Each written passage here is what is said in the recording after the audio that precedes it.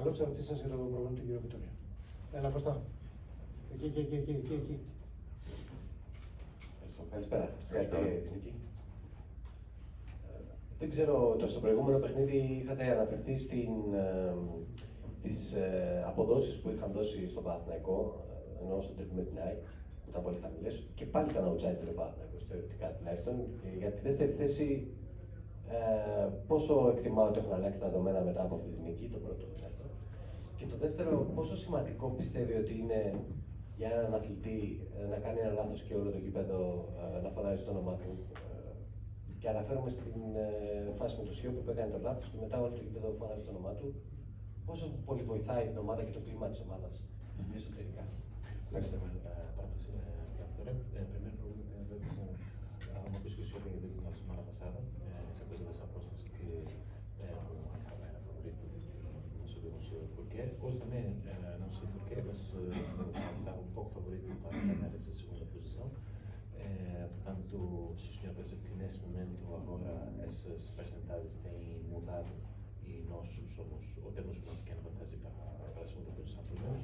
E a segunda pergunta tem a ver que o senhor fez um muito bom jogo, depois fez este erro, mas depois vimos que toda a gente, todos os adeptos estavam a apoiá-lo, a dizer o seu nome, portanto, se isso é positivo para nós, e isso também tem a ver com o clima que temos criado nós dentro da equipa, mas também que isso também vem e vai fora com os nossos adeptos e essa relação que temos com. Qual era a primeira? A primeira com as apostas, sim, ok. Nós temos a vantagem. Okay. Boa noite a todos. Καλησπέρα σε όλους.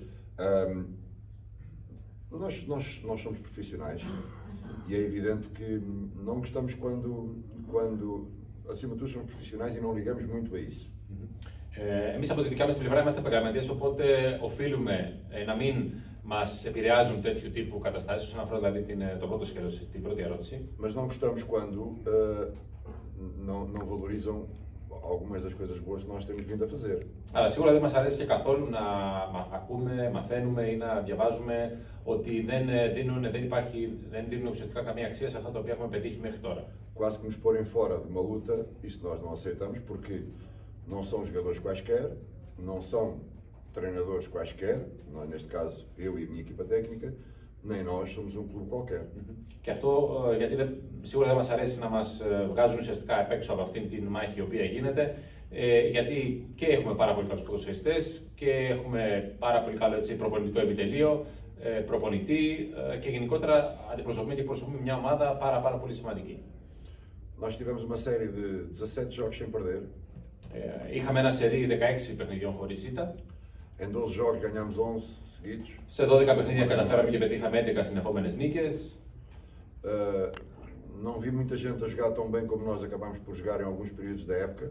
Για ένα μεγάλο διάστημα του πρωταθλήματος παίζαμε, θεωρώ, το καλύτερο ποδόσφαιρο.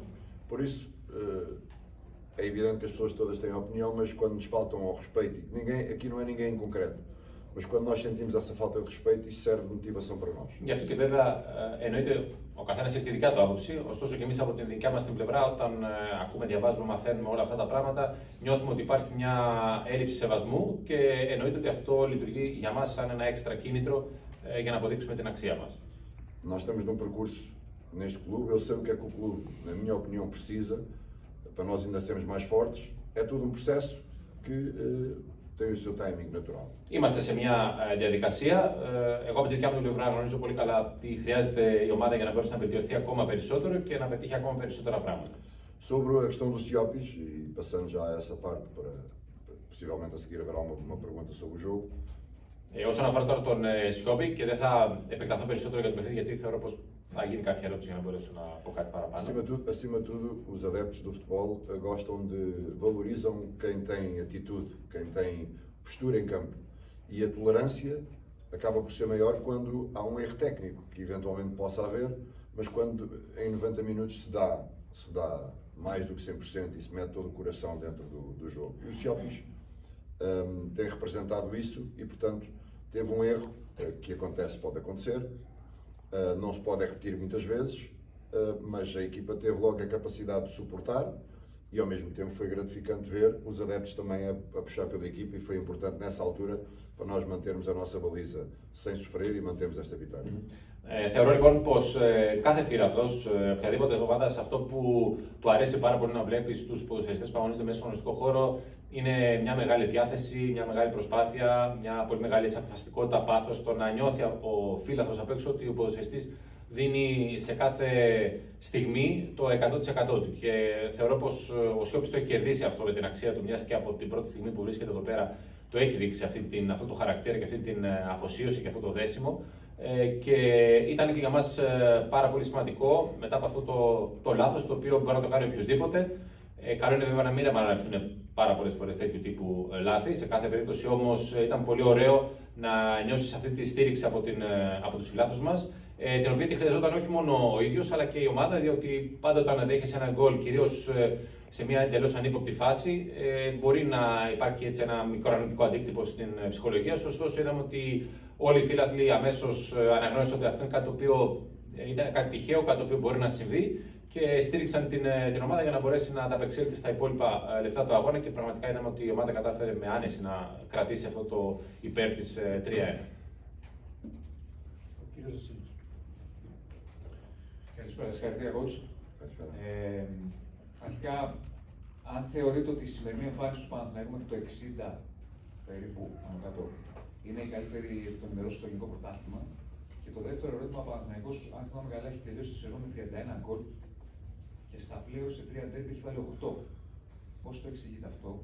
Και αν θεωρείτε ότι η φτωχή συγκομιδή στα γκολ που έβαλε κανονική ήταν το μεγαλύτερο πρόβλημα της ομάδας? Ευχαριστώ.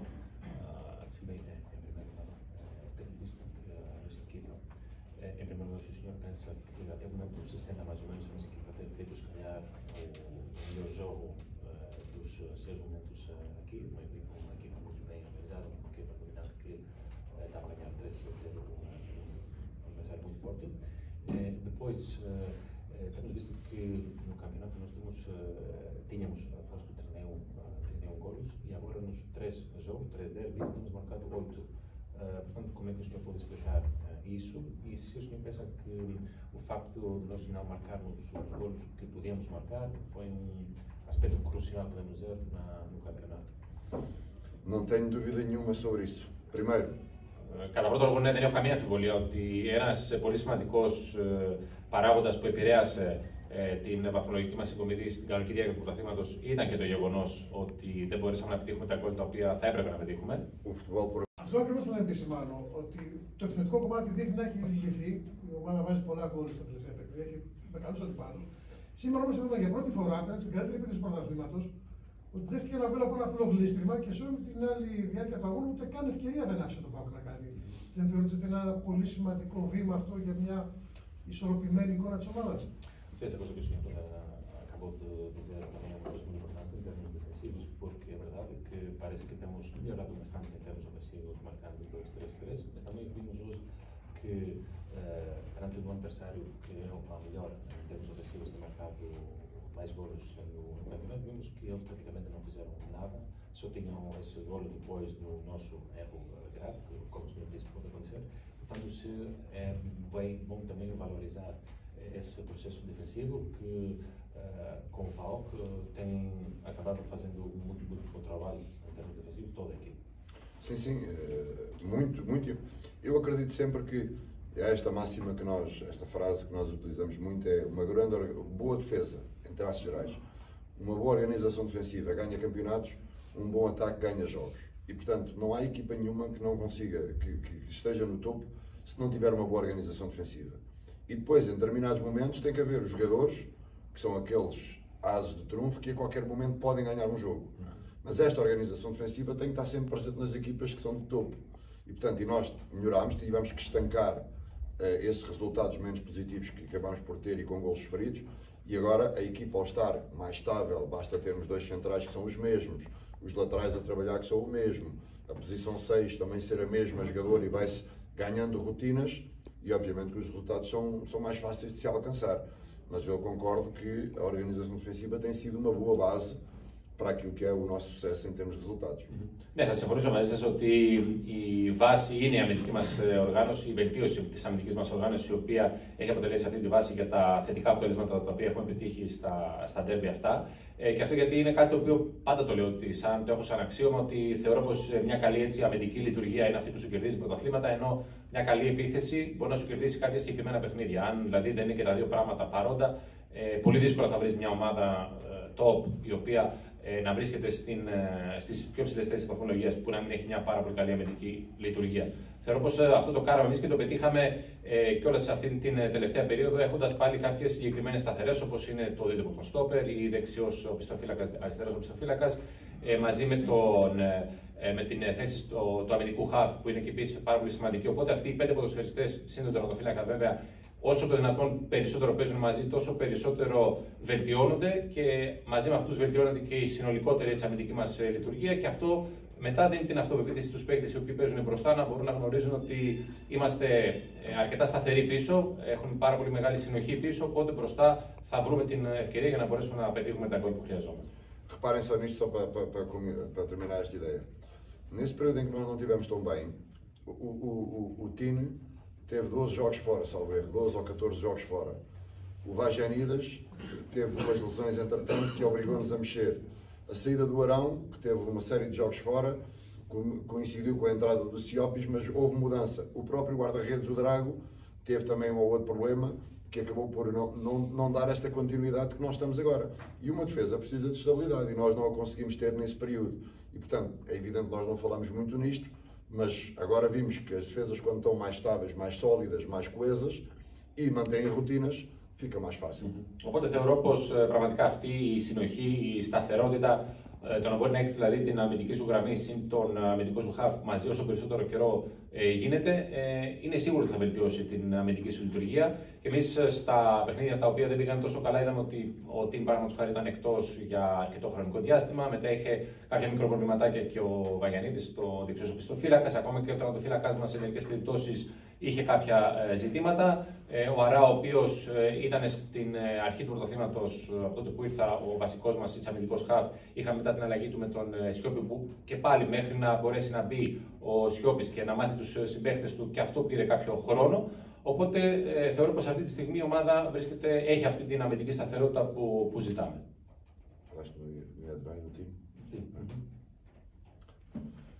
Κύριος Γαρακάνης.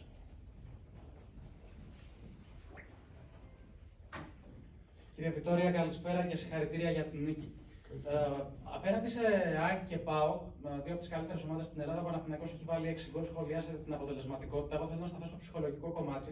Σε παιχνίδια πριν από λίγες εβδομάδες, απέναντι σε υποδέστερους αντιπάλους, που ο Παναθηναϊκός είχε ένα μεγάλο πρέπει πάνω από το κεφάλι του, δεν μπόρεσε να ανταπεξέλθει με την ίδια επάρκεια. Τώρα που ο στόχος δεν είναι κάποιος τίτλος, αλλά είναι πολύ σημαντικός, αλλά μικρότερης σημασίας, βλέπω τους παίκτες πιο λυμμένους ψυχολογικά, να τους βγαίνουν πράγματα στον αγωνιστικό χώρο, να έχουν γενικότερα καλύτερη ψυχολογία. Θεωρείτε ότι η πίεση για το πρωτάθλημα ήταν τόσο μεγάλη που επηρέασε και την αγωνιστική εικόνα της ομάδας στις προηγούμενες εβδομάδες? Ευχαριστώ πάρα πολύ. Boa tarde, parabéns pela vitória. Portanto, estamos a ver que a nossa equipa contra o Backup e o PAOK tem feito grandes resultados e ganhou por duas das melhores equipas. E não tinha esses resultados com outras equipas que, em teoria, eram inferiores. Se o senhor acha que o facto de. Porque nesses jogos, com as equipas inferiores, nós tínhamos de ganhar, tínhamos essa obrigação de ganhar, mas agora estamos visto que, como não temos essa pressão, se calhar, para ganhar o título, mas é verdade também a segunda posição é uma posição muito importante para ganhar. Se o senhor pensa que agora esses jogadores são um pouco mais liberados, por dizer, que não têm esta pressão grave para tendo essa obrigação para ganhar, se o senhor pensa que isso tem feito com que os nossos jogadores podem rendir mais nesses jogos que são muito mais difíceis dos outros? Não, nós, mesmo que se não houvesse pressão, nós tínhamos que pôr a pressão aqui dentro.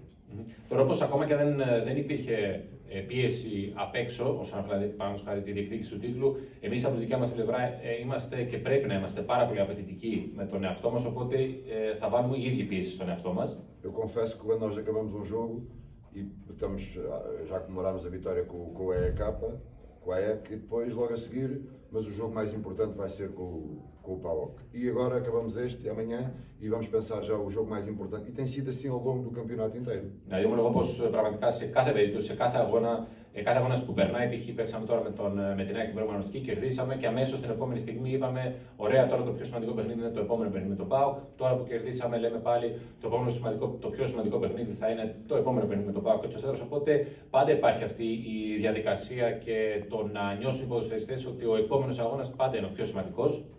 Agora, a minha opinião sobre isto é o seguinte: houve um período em que nós tivemos uma quantidade de jogos enorme, mês de fevereiro, mês de janeiro, fevereiro, e que jogar quinta, domingo, depois quinta, domingo, e obrigatoriamente a termos que ir rodando jogadores e obrigatoriamente a não termos todas as soluções para fazer essa rotação, o rendimento nunca é o mesmo. Vocês até podem olhar para esta equipa do PAOK, o que aconteceu também. Equipas que jogam quinta, domingo, têm sempre alguma dificuldade. O Olympiacos entrou numa dinâmica de vitória e a coisa tornou-se diferente. Mas para nós isto foi crucial, foi a quantidade de jogos e, ao mesmo tempo, manter esta mentalidade forte era fundamental termos toda a gente disponível e que acabou por não acontecer. Mas isso já está passado. O que é verdade é que sempre que nós fomos solicitados para níveis de exigência mental maiores, nós demos resposta. O problema muitas vezes das equipas grandes não é quando joga grandes jogos. O problema das equipas grandes é quando às vezes tem que dar resposta em pequenos jogos em que se está cansado, se está fatigado com viagens, com jogos, e tem que se ganhar. E isso aí é que pode fazer a diferença entre as equipas grandes. Οπότε η άποψή μου είναι ότι γενικότερα τους μήνες Ιανουάριο και Φεβρουάριο η ομάδα είχε πάρα πολλά παιχνίδια τα οποία αγωνίστηκε. Συνέπεσε κιόλας εκείνη τη συγκεκριμένη περίοδο και είχαμε και κάποιους ποδοσφαιριστές οι οποίοι είναι πάρα πολύ σημαντικοί για μας, οι οποίοι για διάφορους λόγους δεν ήταν διαθέσιμοι. Κάτι το οποίο αναγκαστικά η ποσότητα των παιχνιδιών μας έκανε να πρέπει να κάνουμε κάποιες εναλλαγές μεταξύ των ποδοσφαιριστών, μιας και είναι αδύνατον για τους ποδοσφαιριστές να μπορούν να αγωνίζονται συνέχεια Πέμπτη Κυριακή και να διατηρούν σε πολύ ψηλά επίπεδα την απόδοσή τους. Οπότε έπρεπε να κάνουμε κάποιες αλλαγές.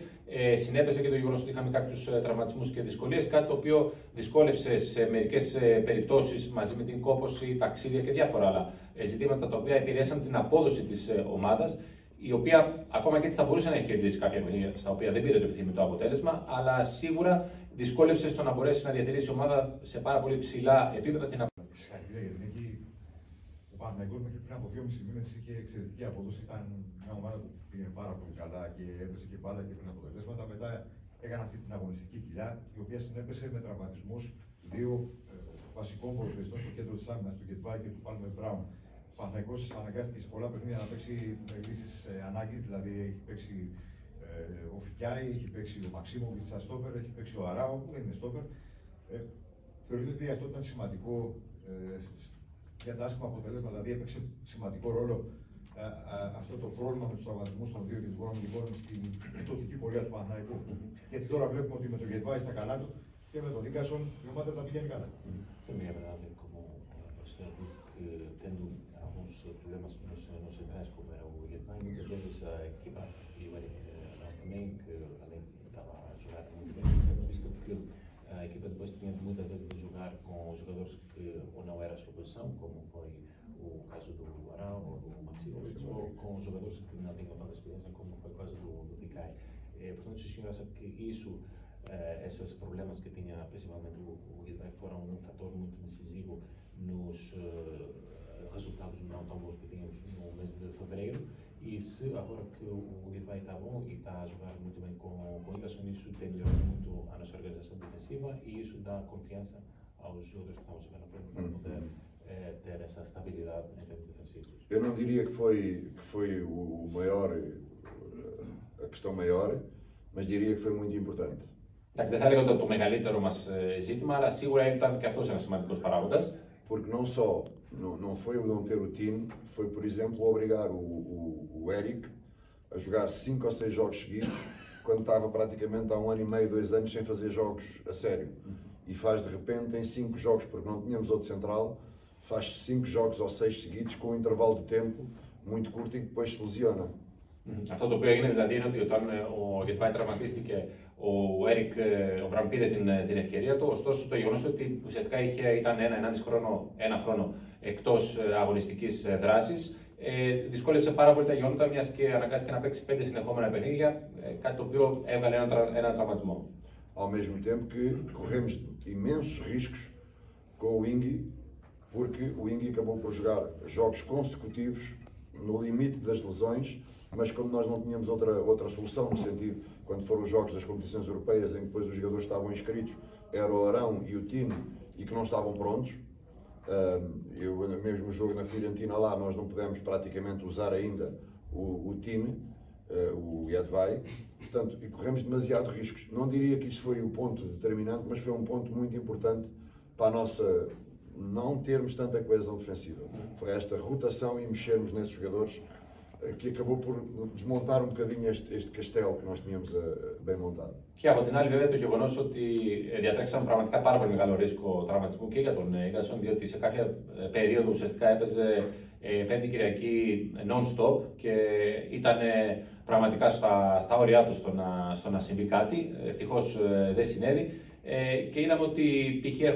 είχαμε κάποια ευρωπαϊκά παιχνίδια στα οποία παίχτες οι οποίοι θα μπορούσαν να αγωνιστούν στο κέντρο της άμυνας δεν ήταν δυνατόν να αγωνιστούν λόγω τραυματισμού. Κάποιοι άλλοι επειδή ήταν εκτός ευρωπαϊκής λίστας. Οπότε σίγουρα μας δυσκόλεψε στο να μπορέσουμε να διαχειριστούμε καλύτερα κάποια παιχνίδια όσον αφορά το κέντρο της άμυνας. Δεν θα έλεγα ότι ήταν λοιπόν το πιο σημαντικό πρόβλημα το οποίο είχαμε, αλλά σίγουρα ήταν κάτι το οποίο μας επηρέασε λίγο την αμυντική μας σταθερότητα. Αυτό το κάστρο μπορούμε να πούμε, το οποίο είχαμε χτίσει, μιας και χάσαμε έναν από τους βασικούς του πυλώνες που ήταν ο Γετβάη και δυσκολευτήκαμε πάρα πολύ στο να διαχειριστούμε και να βρούμε ποιος θα μπορέσει μετά να κάνει ένα καλό δίδυμο με τον Ίκασον σε μεγάλο χρονικό διάστημα. Και βλέπουμε τώρα με την επιστροφή του Γετβάη τα πράγματα σίγουρα έχουν βελτιωθεί σε αυτό το κομμάτι. Ευχαριστούμε πολύ. Okay.